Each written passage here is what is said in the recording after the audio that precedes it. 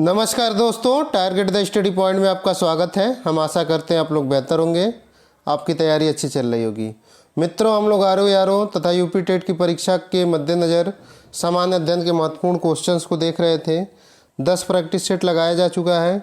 सभी क्वेश्चन पूर्व की परीक्षाओं में पूछे हुए क्वेश्चन हैं, इसलिए बहुत ही महत्वपूर्ण क्वेश्चन है। ये अगला 11वां प्रैक्टिस सेट है। तो चलिए हम शुरू करते हैं। देखिए पहला क्वेश्चन क्या है। हाल के वर्षों में भारत में कृषि वित्त का सबसे बड़ा स्रोत क्या है? तो जो वाणिज्यिक बैंक हैं। अब कृषि वित्त देख के ज़्यादातर लोग जो है भूमि विकास बैंक या क्षेत्रीय ग्रामीण बैंक को टिक कर देंगे, तो आपका क्वेश्चन गलत हो जाएगा। वर्तमान समय में कृषि वित्त का सबसे बड़ा स्रोत भी वाणिज्यिक बैंक ही हैं। लगभग 70% कृषि ऋण जो है वाणिज्यिक बैंक के माध्यम से दिया जा रहा है। दूसरे स्थान पर सहकारी बैंक है और ग्रामीण बैंक तीसरे स्थान पे आ गया है। अगला क्वेश्चन देखिए। अंतर्राष्ट्रीय सौर गठबंधन का प्रथम शिखर सम्मेलन निम्नलिखित में से किस शहर में हुआ? तो बहुत ही महत्वपूर्ण एक गठबंधन है अंतर्राष्ट्रीय सौर गठबंधन। इसकी स्थापना 30 नवंबर 2015 ईस्वी को COP 21 जो पेरिस में हुआ था, बहुत महत्वपूर्ण सम्मेलन ये भी था। COP 21 पेरिस में आयोजित किया गया था। इसी सम्मेलन में 30 नवंबर 2015 को भारत तथा फ्रांस ने मिलकर अंतर्राष्ट्रीय सौर गठबंधन का गठन किया और इसका प्रथम शिखर सम्मेलन नई दिल्ली में 2018 में आयोजित हुआ। तो प्रथम शिखर सम्मेलन 2018 नई दिल्ली में हुआ और 2019 में भी दूसरा जो शिखर सम्मेलन था वो भी दिल्ली में हुआ था। 2020 का जो है फ्रांस में हुआ था। अगला क्वेश्चन देखिए। 38वीं समांतर सीमा निम्नलिखित में से किन दो देशों को विभाजित करती है? तो 38वीं समांतर रेखा जो है वह उत्तर कोरिया तथा दक्षिण कोरिया को विभाजित करती है। इसे उत्तरी अक्षांश सीमा रेखा भी कहा जाता है। 38वीं समांतर सीमा रेखा उत्तर कोरिया दक्षिण कोरिया को विभाजित करती है। इसे उत्तरीय अक्षांश सीमा रेखा भी कहते हैं।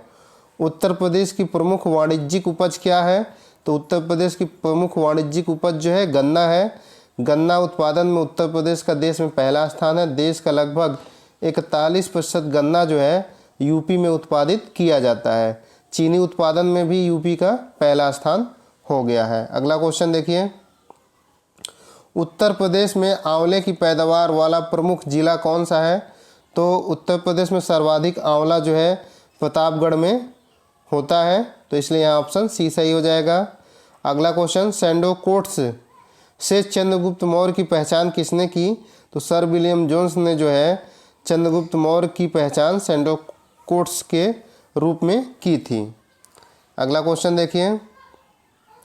भारत के कल्याणकारी राज्य होने का विचार पाया जाता है। तो भारत जो है एक कल्याणकारी राज्य है। यह विचार संविधान की प्रस्तावना तथा राज्य के नीति निर्देशक तत्व दोनों से मिलता है, तो इसलिए ऑप्शन डी सही हो जाएगा। अगला क्वेश्चन देखिए। प्रसिद्ध यूनानी राजदूत मेगास्थनीज भारत में किसके दरबार में आए थे? तो जो मेगास्थनीज था वह यूनान या एथेंस का निवासी था। यह भारत में चंद्रगुप्त मौर्य के दरबार में आया था। यह सेलुकस निकेटर का राजदूत था। मेगास्थनीज ने इंडिका नामक पुस्तक लिखी जिसमें मौर्य वंश के बारे में जानकारी मिलती है। अगला क्वेश्चन। खिलाफत आंदोलन को समर्थन दिया था, किसने दिया था? तो खिलाफत आंदोलन जो है तुर्की को विभाजित करने के खिलाफ मुसलमानों के द्वारा भारत में चलाया गया था। यह अंग्रेज़ों के खिलाफ जो है आंदोलन था, खिलाफत आंदोलन। गांधी जी ने इसे देखा और कहा कि ऐसा अवसर जो है आने वाले 100 वर्षों में भी नहीं आएगा जहां हिंदू मुस्लिम में इतनी एकता हो सके। तो गांधी जी को लगा कि इस आंदोलन का समर्थन करने से मुसलमान भी भारत की आज़ादी में एक साथ सम्मिलित होकर अपना योगदान देंगे। तो खिलाफत आंदोलन का समर्थन गांधी जी ने किया और इसको लेके जो है सम्मेलन जो हुआ था उसकी अध्यक्षता भी, खिलाफत कमेटी सम्मेलन की अध्यक्षता भी गांधी जी के द्वारा की गई थी। अगला क्वेश्चन। निम्नलिखित में से किसे भारतीय संविधान का संघीय लक्षण नहीं माना जाता है? तो भारतीय संविधान का जो एकहरी नागरिकता है यह संघीय लक्षण नहीं है। बाकी संघीय लक्षण के अंतर्गत केंद्र व राज्यों के बीच शक्तियों का बंटवारा शामिल है, पूर्ण रूप से लिखित संविधान शामिल है, स्वतंत्र न्यायपालिका शामिल है। तो ये जो तीनों हैं ये संघीय लक्षण के अंतर्गत आते हैं, लेकिन एकहरी नागरिकता जो है संघीय लक्षण के अंतर्गत नहीं आती है। और भारत में नागरिकता का प्रावधान भारतीय संविधान के भाग 2 अनुच्छेद 6 से 11 के बीच किया गया है। अगला क्वेश्चन देखिए, निम्नलिखित में से किस मुगल सम्राट ने बंगाल में अंग्रेजों को शुल्क मुक्त व्यापार की सुविधा प्रदान की थी? बहुत महत्वपूर्ण क्वेश्चन है, 2 से 3 दफ़ा पूछा जा चुका है। तो मुगल सम्राट जो है फर्रुखसियार ने 1717 ईस्वी में एक फरमान जारी किया, जिसके अंतर्गत अंग्रेज जो है 3000 रुपये वार्षिक कर देकर बिना अतिरिक्त चुंगी दिए व्यापार कर सकते हैं। तो अंग्रेज़ों को जो है बंगाल में शुल्क मुक्त व्यापार की सुविधा किसने दी? फर्रुखसियार ने दी 1717 ईस्वी में। अगला क्वेश्चन, निम्नलिखित में से कौन सा ही सुमेलित नहीं है? तो भारतीय राष्ट्रीय कांग्रेस का लाहौर अधिवेशन। तो भारतीय राष्ट्रीय कांग्रेस का लाहौर अधिवेशन कब हुआ था? 1929 ईस्वी में हुआ था। राजगुरु को फांसी, भगत सिंह सुखदेव राजगुरु को फांसी जो है आपका, अच्छा पूछ रहा कौन सही सुमेलित है? तो इनको फांसी 23 मार्च 1931 को हुई थी, तो 1931 है, तो यह सही सुमेलित है। बाकी ये सब सही सुमेलित नहीं है। असहयोग आंदोलन 1920 में प्रारंभ हुआ और रॉलेट सत्याग्रह मार्च 1919 में हुआ था। अगला क्वेश्चन देखिए, अधोलिखित में से कौन एक सही सुमेलित नहीं है? तो क्वेश्चन को अच्छे से पढ़िएगा, कहाँ लिखा है सही सुमेलित है, कहाँ लिखा है सही सुमेलित नहीं है। तो इसमें देखिए कैगा कर्नाटक में है, तो ये आपका सही सुमेलित है। अगला देखिए, रावत भाटा राजस्थान में है, ये भी सही सुमेलित है। मुम्पान दल तमिलनाडु में है, ये भी सही सुमेलित है। लेकिन जो एन्नौर है, एन्नौर भी तमिलनाडु में है, ये मेघालय में नहीं है, तो ऑप्शन डी सही हो जाएगा, यह सही सुमेलित नहीं है। बाकी कैगा कर्नाटक, रावत भाटा राजस्थान, मुम्पान दल तमिलनाडु। भारतीय राष्ट्रीय ध्वज में चक्र किसका प्रतीक है? तो जो भारतीय राष्ट्रीय ध्वज है उसमें चक्र जो है न्याय का प्रतीक है। चक्र में 24 तिल्लियाँ हैं, यह सारनाथ स्थित अशोक स्तंभ से लिया गया है। अगला देखिए, राष्ट्रपति का रिक्ति स्थान भर लिया जाना चाहिए, तो 6 माह के भीतर। भारतीय संविधान के अनुच्छेद 62 में बताया गया है कि राष्ट्रपति की पदावधि पूर्ण होने के पूर्व ही अगला राष्ट्रपति चुन लिया जाता है।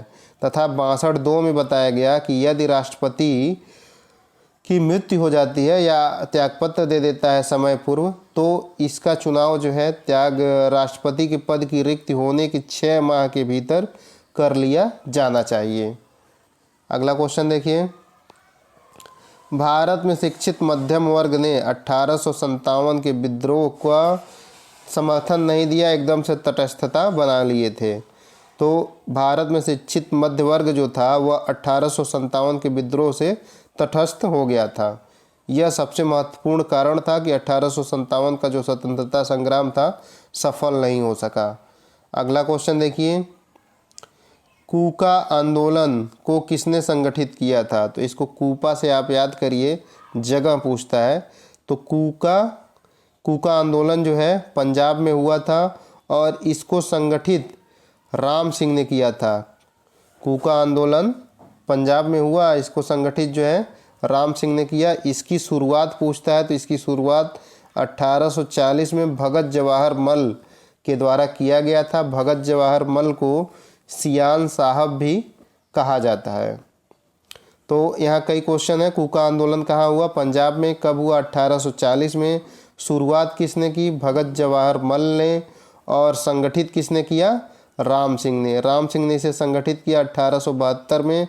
अंग्रेजों ने इन्हें पकड़ के रंगून भेज दिया, जहाँ इनकी 1885 में मृत्यु हो गई। अगला क्वेश्चन देखिए, सही सुमेलित करना है।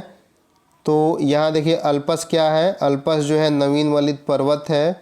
वासजेस क्या है? महत्वपूर्ण है।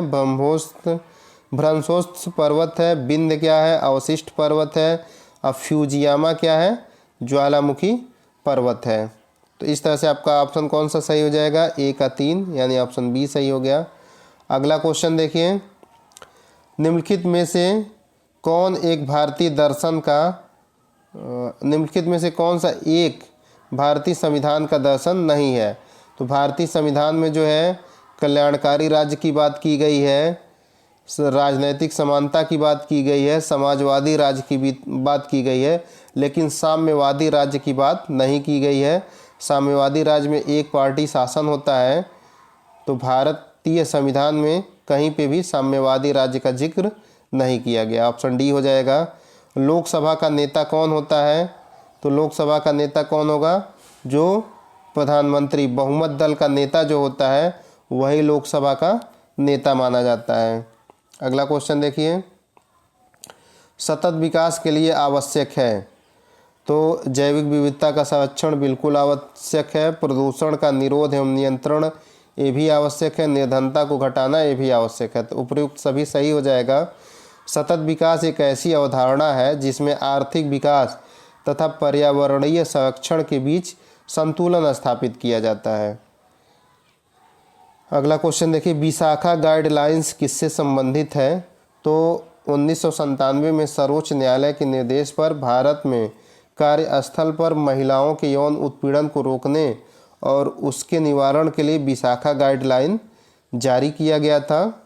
और इसी गाइडलाइन के अंतर्गत 2013 में कार्यस्थल पर महिला यौन उत्पीड़न अधिनियम की नींव रखी गई थी। तो विशाखा गाइडलाइंस किससे संबंधित है? महिला सुरक्षा से। अगला क्वेश्चन देखिए, हल्दी घाटी के युद्ध में महाराणा प्रताप की सेना के सेनापति कौन थे? तो हल्दी घाटी का युद्ध जो है महाराणा प्रताप तथा अकबर के बीच हुआ था। महाराणा प्रताप की सेना का जो सेनापति था हकीम खान सूर थे तथा अकबर के जो सेनापति थे वह मान सिंह थे। अगला क्वेश्चन देखिए, सुमेलित करना है सूची 1 व 2 को। राजवंश है और उनकी राजधानी है। तो देखिए इसके लिए एक फार्मूला आपको बता दिया गया है, सबकी राजधानी याद हो जाएगी। चोत, चावा, पका, कब कब। तो चोल का तंजौर हो गया, चालुक्य का वातापी हो गया, पल्लव का कांचीपुरम हो गया, कदम्ब का बनवासी हो गया और काकतीय का वारंगल हो गया। तो पल्लव का कांचीपुरम, पका हो गया, पांड्य का मदुरै होता है, यादव का देवगिरी के यादव वंश है, काकतीय का वारंगल है। तो इस तरह से आप देख लीजिए, ए का 2, बी का 3 किसमें है? ए का 2, बी का 3, ऑप्शन बी सही हो गया। अगला क्वेश्चन देखिए, निम्न में से कौन संयुक्त राष्ट्र सुरक्षा परिषद का अस्थायी सदस्य नहीं है? तो हम जानते हैं संयुक्त राष्ट्र सुरक्षा परिषद में कुल 15 सदस्य हैं, जिसमें 5 अस्थायी हैं और 10 अस्थायी हैं। तो अस्थायी सदस्य कौन है? फ्रांस है, चीन है, ग्रेट ब्रिटेन है, अमेरिका है, रूस है, जर्मनी नहीं है। बाकी अस्थायी सदस्य प्रत्येक 2 वर्ष के लिए चुने जाते हैं। निम्न में से कौन सीमेंट का मुख्य संगठक है? तो सीमेंट का मुख्य संगठक जो होता है वह चूना पत्थर होता है। सीमेंट का जो मुख्य संगठक होता है वह चूना पत्थर होता है। उसको चूसिए से याद करिए। चूना, सिलिका तथा एल्युमिनियम सीमेंट के जो है मुख्य संगठक है। चूसिए, चूना, सिलिकन, एल्युमिनियम, सिलिका, एल्युमिनियम। अगला क्वेश्चन, भारत में किस राज्य में प्रदेश राजमार्ग की लंबाई सर्वाधिक है? तो सर्वाधिक लंबाई वाला राज्य जो है महाराष्ट्र है। अगला क्वेश्चन देखिए, निम्नलिखित युग्मों में से कौन सा सही सुमेलित नहीं है? तो डीजल लोकोमोटिव DLW वाराणसी में है, सही सुमेलित है। इंडियन टेलीफोन इंडस्ट्रीज जो है रायबरेली में है। उत्तर प्रदेश के 3 जगह पे है इसका क्षेत्रीय कार्यालय। हेडक्वार्टर बेंगलुरु में है। इंडियन टेलीफोन जो है रायबरेली, नैनी तथा मनिकापुर में है। तीनों पूछा जा चुका है, इसलिए आप लोग इसको देख लीजिए। रायबरेली, नैनी तथा मनिकापुर में इंडियन टेलीफोन इंडस्ट्रीज है। तेल शोधन कारखाना भारत मथुरा में है तथा भारत इलेक्ट्रॉनिक्स लिमिटेड नोएडा में ना होकर ग्रेटर नोएडा में है। तो यही सही सुमेलित नहीं है, बाकी सही सुमेलित है। अगला क्वेश्चन, कौन सही सुमेलित नहीं है?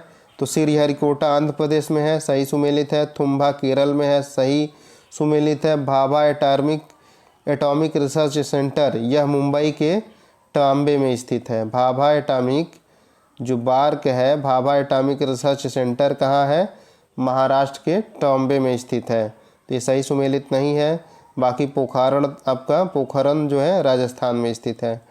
अगला देखिए, संगमरमर क्या है? तो संगमरमर जो है एक आपका कायांतरित चट्टान है, यह जो है चूना पत्थर से कायांतरित होकर संगमरमर बनता है। इसको चूस से याद करिए, चूना पत्थर संगमरमर में परिवर्तित हो जाता है कायांतरित होने के बाद, तो इसलिए संगमरमर क्या हो गया? कायांतरित चट्टान हो गई। अगला क्वेश्चन, निम्नलिखित में से कौन भारत के प्राकृतिक बंदरगाह हैं? तो यहाँ पे जो विशाखापट्टनम है और चेन्नई है यह प्राकृतिक बंदरगाह है, जबकि कोच्चि तथा तूतीकोरिन जो है आपके कृत्रिम बंदरगाह हैं। नहीं, चेन्नई भी कृत्रिम है। चेन्नई तथा तूतीकोरिन कृत्रिम बंदरगाह हैं और कोच्चि तथा विशाखापट्टनम जो है आपके प्राकृतिक बंदरगाह हैं। तो ऑप्शन डी सही हो गया। सबसे गहरा बंदरगाह पूछता है तो सबसे गहरा बंदरगाह कौन सा है आपका?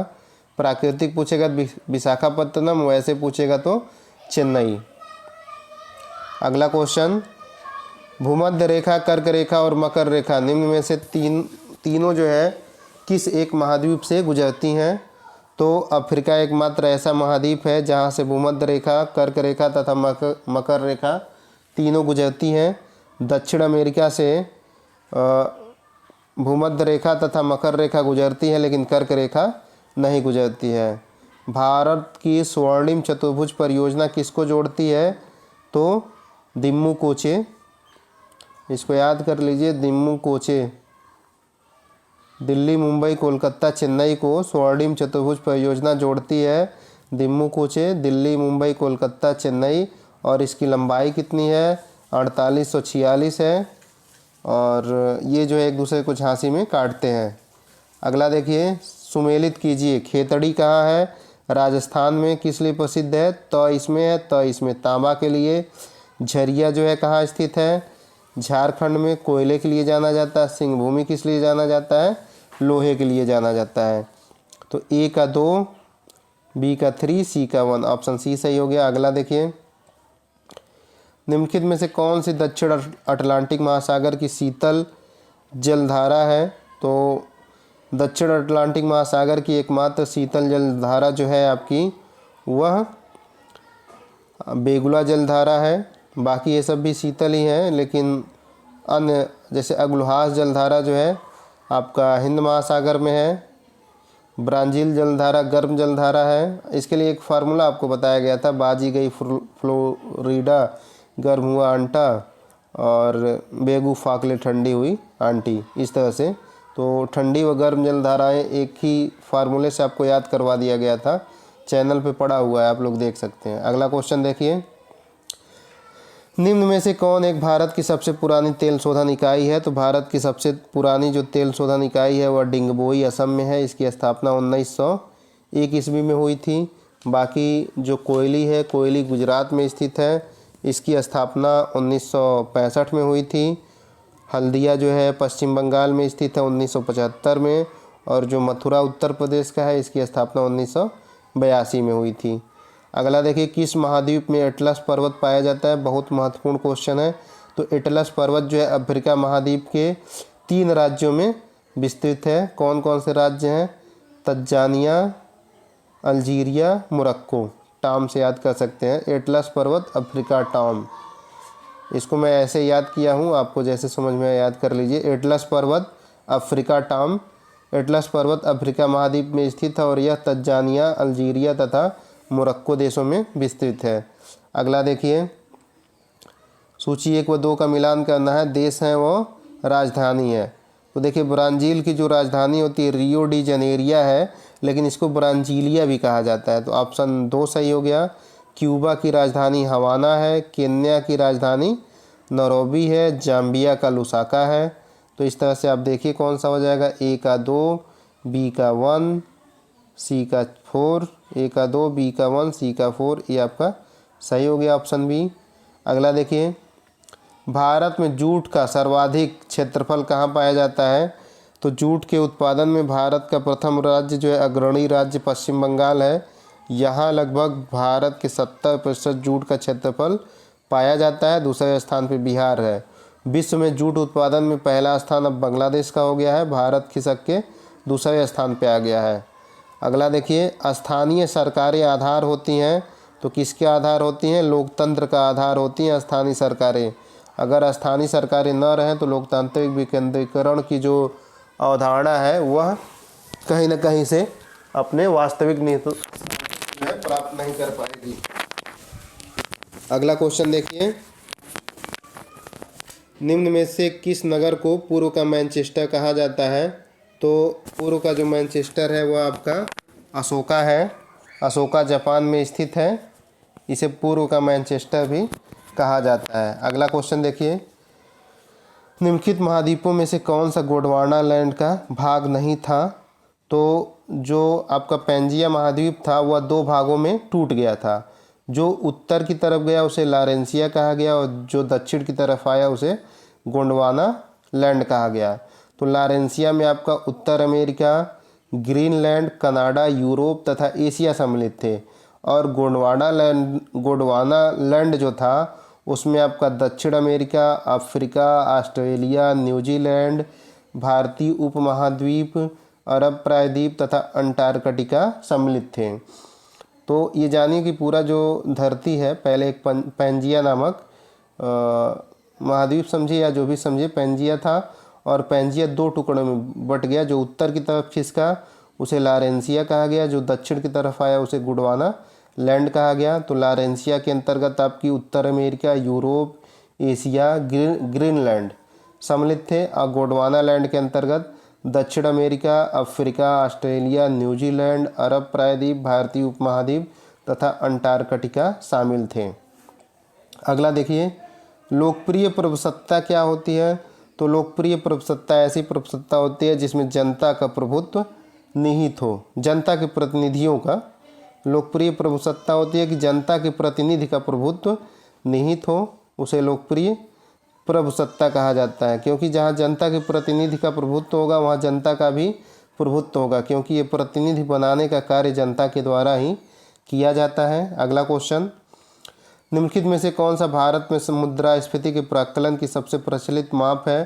तो भारत में मुद्रास्फीति जो है मापने का सबसे प्रचलित माप थोक मूल्य सूचकांक है।